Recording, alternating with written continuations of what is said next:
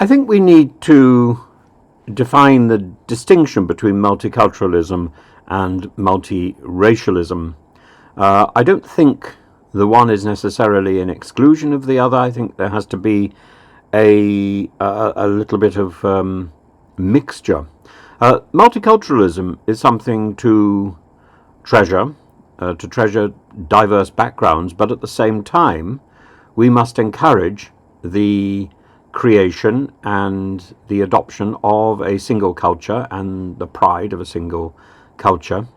At the same time, recognizing the multiracial origins of people who are embracing that, without denying people's backgrounds and the rich experience that they bring to our country. But yes, people should be helped and encouraged to communicate in a single language, and they should be helped and encouraged to embrace a British way of life if they're going to live in the country. It's as simple as that. What a British way of life should be is one that is informed and enhanced by our multicultural experience. But that is something that should grow together rather than in sort of pockets of opposition and pockets of sort of eccentric expression. We should be growing together as a multicultural society rather than growing as little multicultural units, different units of different groups who come from different places. In fact, we should be looking at a country like Israel, a melting pot of many cultures, but with a single identity. And it's that loss of that single identity which is the problem and is very difficult to articulate. So it's not about choosing either multiculturalism or rejecting multiculturalism and choosing multiracialism. It's about combining the two and working together. It's about reciprocity and effort. It's about unity. And it's within that context that I find it extraordinary that Sadiq Khan, at a moment of such amazing international tension, should be talking at the Labour conference. Yes, of course, we need to celebrate the creation of London and Liverpool, but it's not true that these are both cities built by people from around the world. It is true that the 19th century expression of Liverpool and London was very much an expression of colonialism and an expression of business prowess and business strength, and similarly Birmingham and Manchester.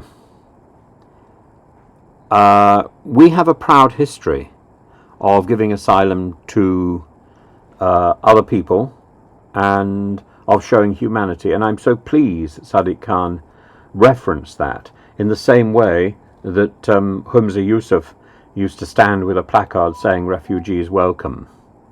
I hope he still does.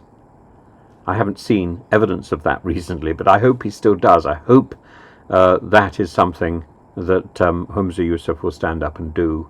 Again, that was something that I found attractive in the person who is now the First Minister.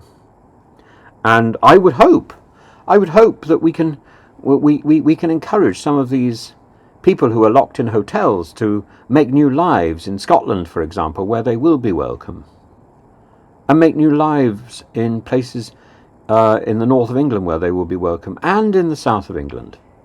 We need to find ways where the skills of the people who are coming into our country can be harnessed, rather than this stubborn desire to keep people in hotels. The Daily Mirror ran a piece today that people more than ever must welcome refugees. Refugees are welcome here. Yes, indeed. Yes, indeed. And at a time of international crisis, we are going to be welcoming refugees. And I think particularly at the moment we need to have our arms open to the many Jewish refugees who are going to be coming from Israel, and possibly, if they can make it, the Palestinian refugees. And we need to be welcoming both. We cannot look on and be dispassionate about the misery that is going on in other parts of the world without helping. We've helped in the past, we can help now, and we should. We have a duty. Sadiq Khan is absolutely right. But that duty